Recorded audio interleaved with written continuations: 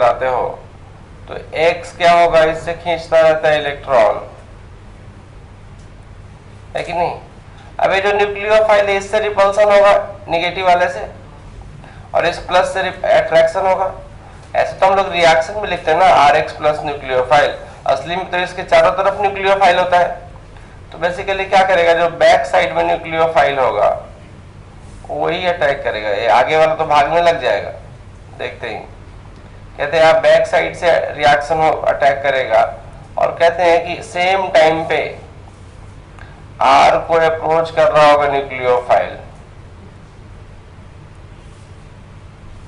और इससे अटैच होने की कोशिश कर रहा होगा कौन, एक्स माइनस। सेम टाइम पे हुआ ना एक्स का टूटना और न्यूक्लियोफाइल का आना, और यही स्टेप स्लो है आरडीएस, और फिर बड़ी तेजी से ये न्यूक्लियोफाइल इस आर से अटैच हो जाता है और एक्स माइनस बाहर निकल जाता है।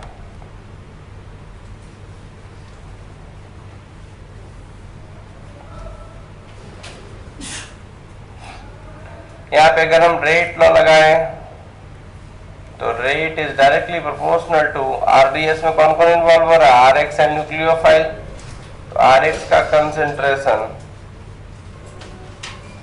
एंड न्यूक्लियोफाइल का कंसेंट्रेशन दोनों पे डिपेंड करता है।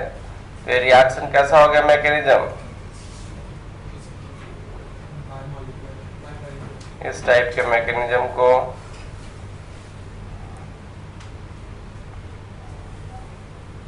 बाई मॉलिक्यूलर कहते हैं, और यही हो गया सब्स्टिट्यूशन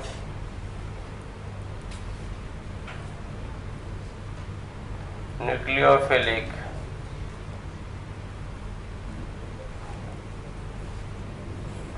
बाई मॉलिक्यूलर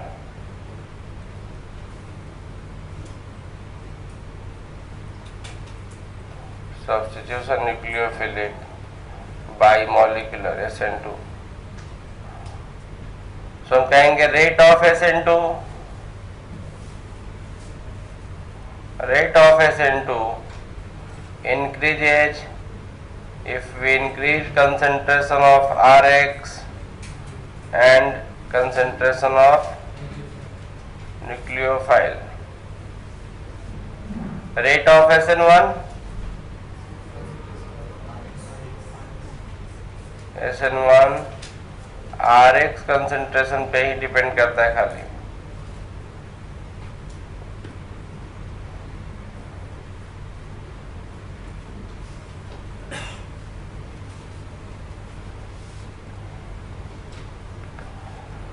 इस रिएक्शन का अगर हम एनर्जी प्रोफाइल देखें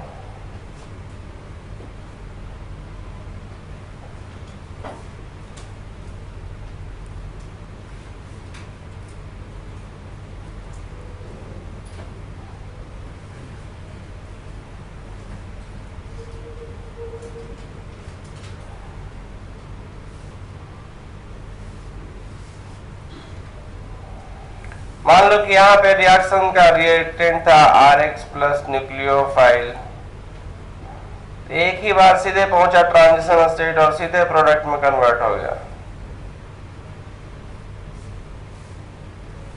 एक कौन सा है,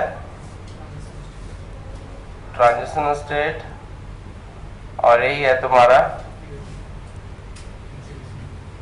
हम ये भी कह सकते हैं कि rate of SN2 reaction is directly proportional to stability of transition state.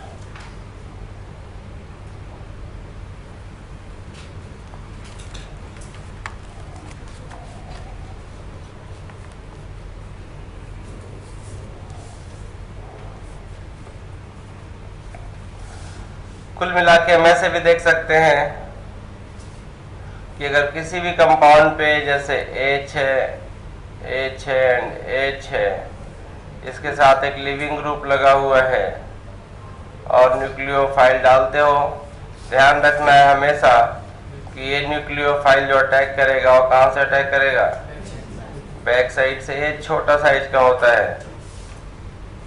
इसका जो ट्रांजिशन स्टेट बनेगा वो ऐसा बनेगा, AH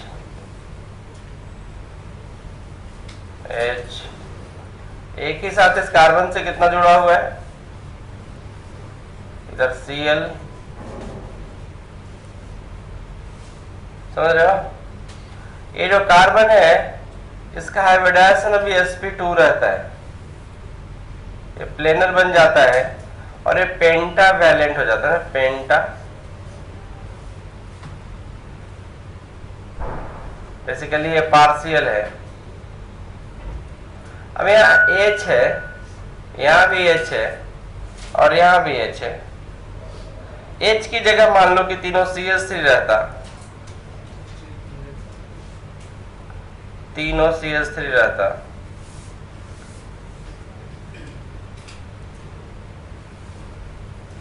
तो ट्रांजिशन स्टेट में बड़ी परेशानी होता है ना। ये बड़ा सा ग्रुप,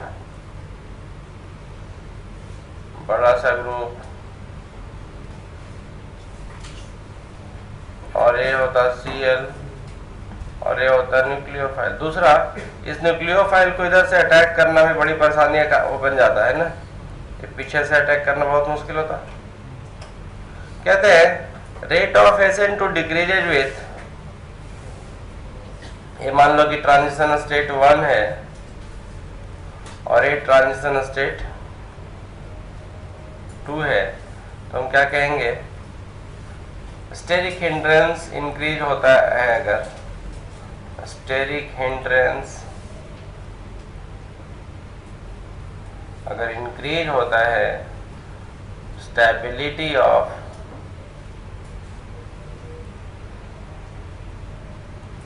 ट्रांजिशन स्टेट डिक्रीज होता है और एक्टिवेशन एनर्जी इंक्रीज होता है, तो रेट ऑफ SN2 डिक्रीज होता है। दूसरा, स्टेरिक हिंड्रेंस इंक्रीज होने से है ना, अटैक ऑफ न्यूक्लियोफाइल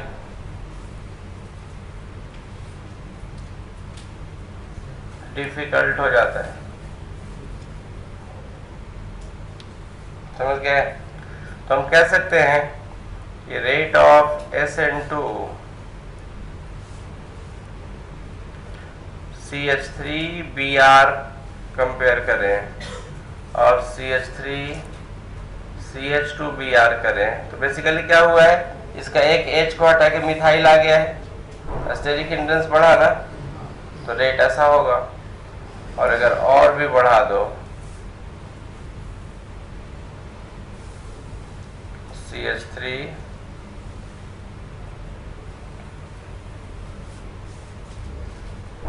ऐसा हो जाता है। और कहते हैं कि 1 डिग्री 2 डिग्री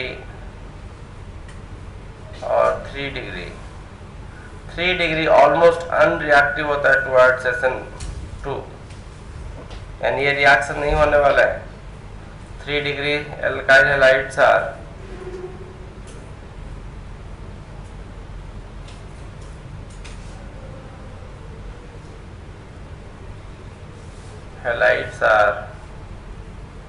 unreactive